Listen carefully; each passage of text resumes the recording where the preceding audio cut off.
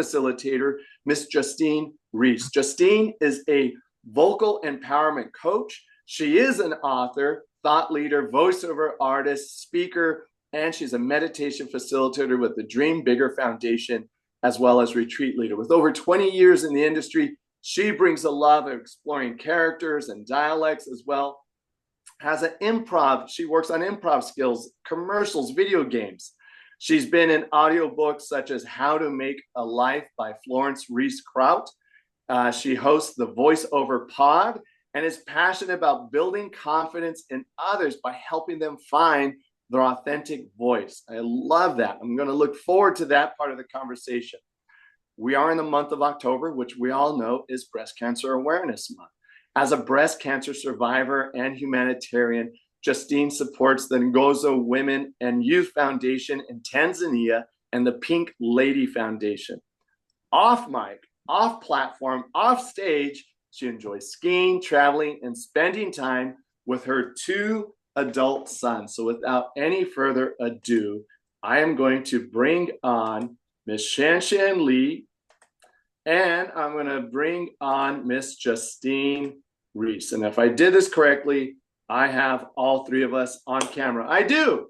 And, we met in the lobby, and it was such a great community of thought leaders and influencers and author. We're all kind of like connected in that way. And me and Justine started talking about the retreat and talk about our common really commitment in the world. And that's when we got clicked right away. And then we started looking at how can we collaborate in the future. So I'm just gonna pass the mic to Justine so she could do a little bit more introduction about who she is and who she is in the world. Well, thank you. Thank you both for having me. And thanks the universe for us all meeting, because that really, I don't believe there's any mistakes. And I think that has a lot to do with my intention in the world right now is to really help people live a more authentic life. And my expertise is the voice. I have been doing voiceover for over 20 years. But at the same time, I think I have lost and found my voice many times throughout my life. And especially at this time in the world where there seems to be so much shakeup and so much the snow globe is really shaking right now. And I think women's voices are very important, but I found so many people that come into my Zoom rooms to talk about voiceover. I hear this a lot. I want to find my voice again. I want to reclaim my voice.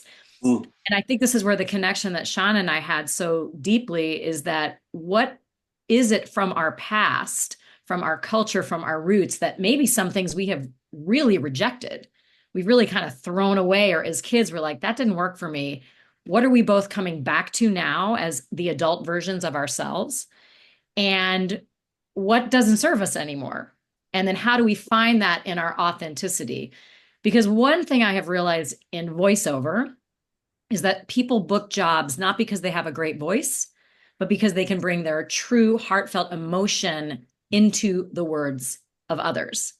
So the more you can learn to bring the emotion and the true emotion into your own words, obviously, the better you're going to get at that. So I thought, hey, I'm onto something that's much bigger than teaching people to do voiceover jobs.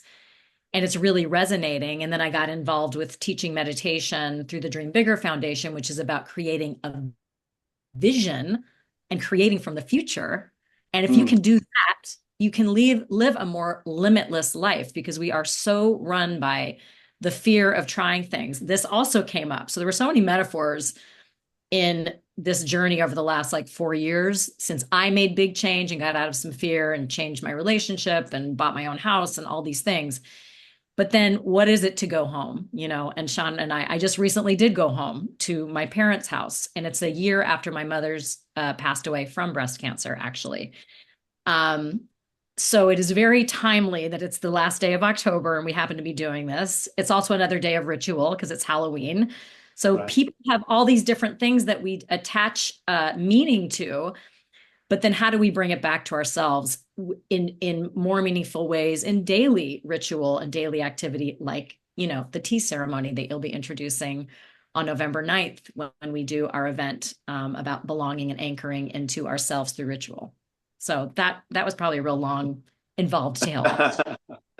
Well, you touched on a lot of very important parts. So Justine, I'm not texting anybody. I'm a former teacher, so I still like to take pen to paper and write notes down. Okay, so that's how I get the gold nuggets that you and Shanshan are going to be speaking. And I really loved. I want to touch on this before I give you both the opportunity to talk about inventing belonging coming up this November 9th. You talked about I lost and found my voice many times. One of my favorite, what I learned long ago was Joseph Campbell's Pathway to Bliss. This is recent, but the hero's journey, right?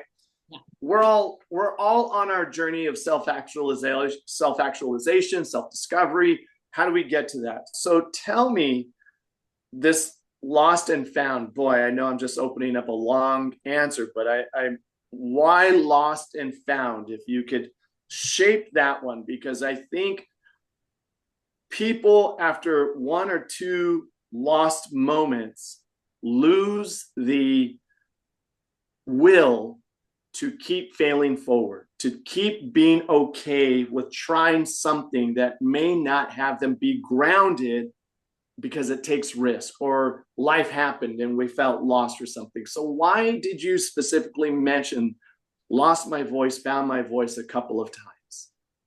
I think because as I start to teach this, and this the whole concept behind reclaiming the voice and finding where was it magical or where was it free and where did it get shut down, usually takes us to about somewhere around 8 to 10 years old, usually somewhere in there, where maybe we had our first experience of someone saying, don't do that, don't say that. For me, it's kind of a funny story. I wrote a story in 4th grade called The Sexy Snowflake. Oh. So racy, right? So racy. And my teacher like called me out about this word that I used. And I think the sexiest thing that happened is like the little snowflake was standing on her tiptoes to kiss the big snowflake, you know? And she called mom. Now, it opens up a whole thing that I'm not going to get into because my parents were from New York, Jewish kind of conservative family, moved to California and had a very different hippie lifestyle, which was the whole other place of where I felt shut down or lost at a certain point. But that was the first time. The next year in 5th grade, I was not allowed to be in the school play because my grades were not good enough. And that's all I wanted to do was be in the school play. I was in a gifted program. So my smarts shut me down as a performer, creative artist, and intellectually. So I felt that started a roadmap of me feeling not equivalent as an intellect and not being able to be creative. So, you know, what could we do in that situation? And it took almost till high school, till my parents forced me to go to drama camp because I was too interested. At that point, I'm like, I'll just be cute and popular. I'm pretty. I have Farrah Fawcett hair. That I'm dating myself, but literally, I like Farrah Fawcett hair. Trust me, I had. Yeah, and I'm kind of getting it back. That's what I'm like. It's kind of coming back. But so anyway, I was more interested in hanging out with the popular girls, even though I wanted to be an actress. I was terrified. So they're the fear. And they said, you're going to drama camp. I'm like, no, I'm not. They're like, yeah, you are. I'm like, what if I hate it? My mom said, you'll come home. And I was like, okay. So I went. And of course, I didn't hate it. I never wanted to come home. I started to find my voice. And that went on. I went to, you know, I became a theater major all the years, got in a marriage. And then somehow, you know, I had kids and all those things that we do. This is so fast forward, Chris, but right. So fast forward. But this is the important piece, because I think when women get to a certain age, right, we start doing, then we're the nurturers, then we're the givers, then we lose ourselves. And it's okay because it's natural. We become moms. We have to give of ourselves. But I was starting to do voiceover. I was having success. I started to make a lot of money. And then guess what I did? I got scared again. And someone said, oh, start this franchise with me. And I borrowed $65,000 to start a marketing franchise. I could have taken 1/10 of that and put it into myself. Lost the voice. Go on. And I just felt like my ex and I, you know, we're both wonderful people, good parents, but we were not growing together. So I had to have the courage to step out of that, which was the right move for me, found it again. And now I feel like I'm on a different path. And I think when Yeah. we get to the stage now, I don't feel like I'm not going to lose it again. I'm just going to, but you're right. You got to fail forward. You have to Yeah. be, Anais Nin has this great quote. It takes more risk to remain tight in the, then the day came when the risk remained bigger to remain tight in the bud than to bloom. Yeah, And I very good. said, I've got to bloom. And I have Yeah. to help others do it too. So there. Wow. Thank you for that, Justine. And thank you for, I know that, what you shared there was more of a life work. The part about losing voice and finding it again is where I listen for life work. And I'm going to bring it to Shanshan now, because I think someone doesn't travel 20, 25 countries if there isn't a little bit of looking for something out in the world. Wow. Create the collage. It's wonderful. So we have the sexy snowflake. We've got I want to be a pirate. And you two are getting together to lead a retreat. I could only imagine what that's going to look like. Okay. And to add, mine was dinosaurs. And the fact is that in a Catholic school, there was a place where dinosaurs didn't fit very well inside of this whole creation story.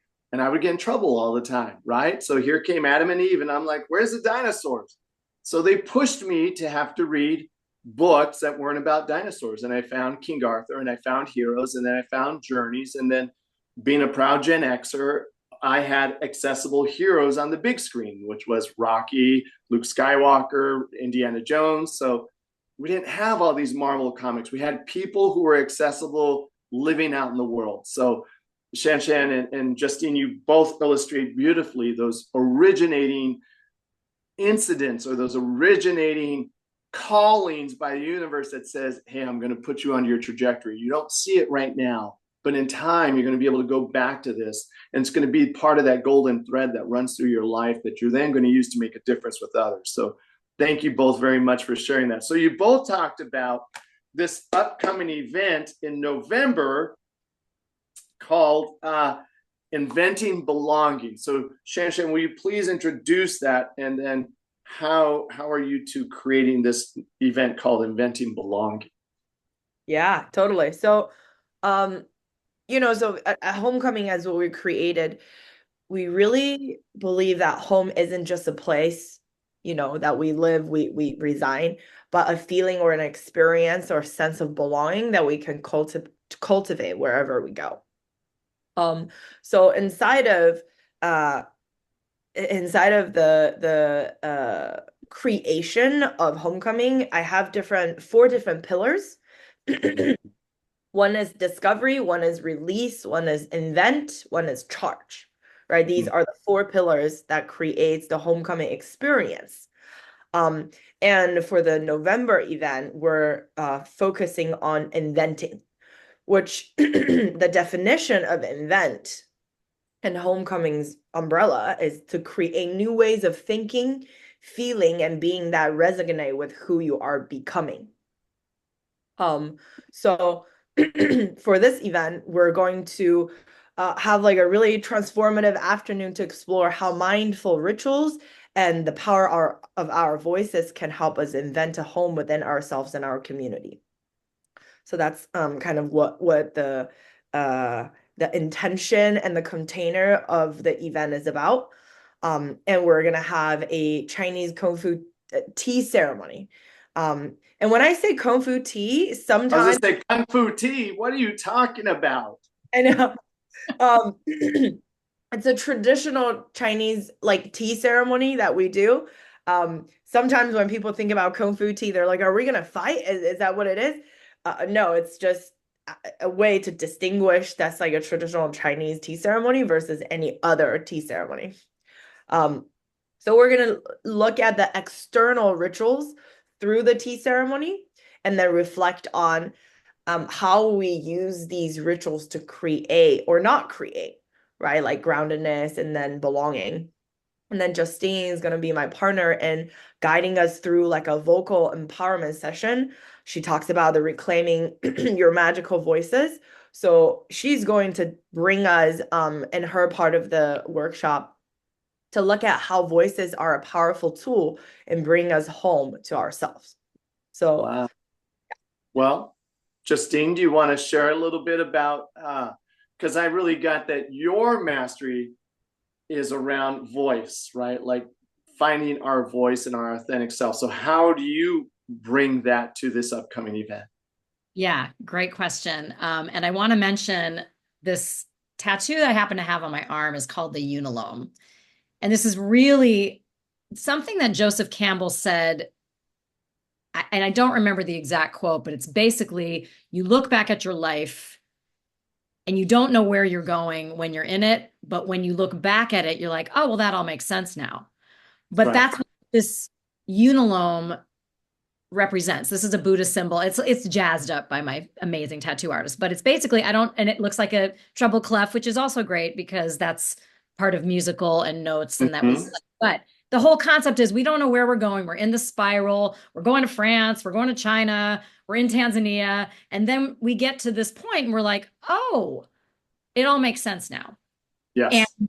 I think in traveling that, and by the way, travel, much like Shanshan, I was learned from my family. There's such great discovery that we can have, great adventure. My mother was a huge, in fact, she kept journals from their trips that are so detailed.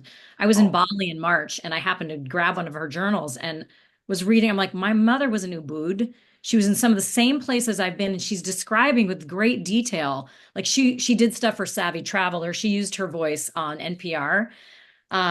And it's really interesting because I sort of forgot how detailed she was, but they love to travel and they instilled that in me.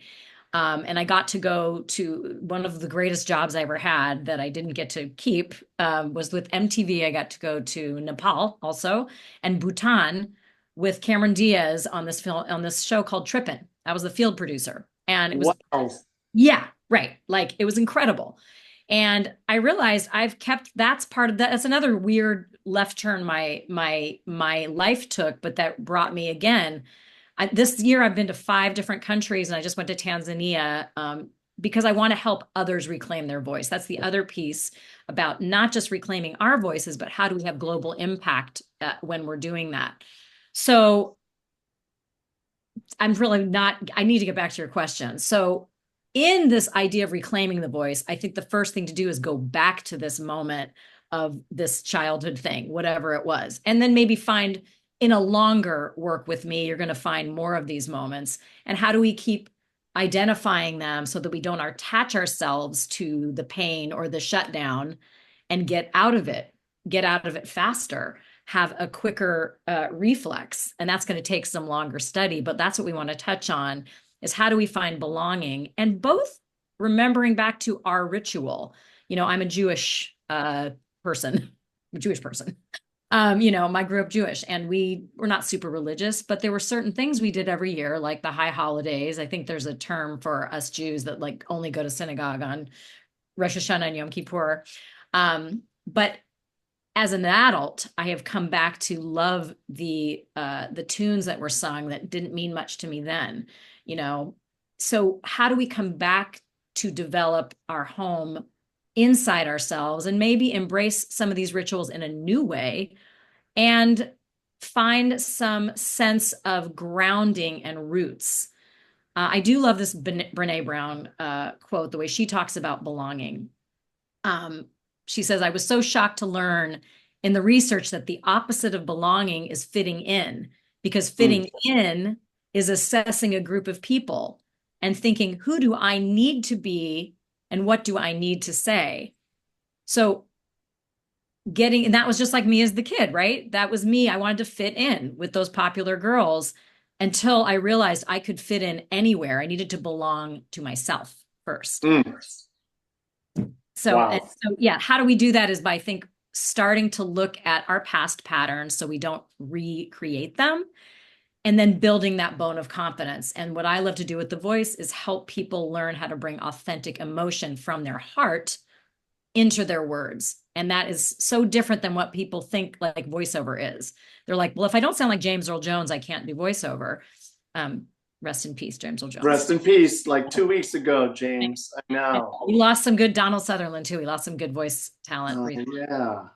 But why do these people resonate with us? It's not just the tone, it's their intention behind. And that's what people I love to teach people this, and it's like a superpower. And you can see I get all excited just talking about it because it's so important, both in voiceover, but also in life, and especially for women. How do we belong to ourselves so we can stand in a group and have a space in the boardroom, in the C-suite, and not feel like we're not enough, that our ideas don't matter, or that we're going to be framed or called a bitch because we're standing up. You know, a man gets hot under the collar and a woman could be something else. So yeah, keeping those norms is important. Well done. Again, covered a lot of ground, Justine, but I got it. And I really loved the Unilum. It all makes sense now. And before I could fit in anywhere, I have to belong to myself. And I also hear the influence that you had through mom, NPR, and that she used to have that, right? So we look, it's not only about our journey, but then we look at the adults who are on their own journeys and how their own journeys influenced us. Yes, we're related by DNA, but we're also related energetically, going, oh, wow, well, you were trying to figure out who the hell you were. You were also passing on some of that discovery to me over here, or that confusion that I had to go solve for myself now. Yes, that is well put. The confusion that I had to go figure out. Yeah, for sure. That. Yeah. Wow. Okay. So back into, let's go with this T part. Shanshan, why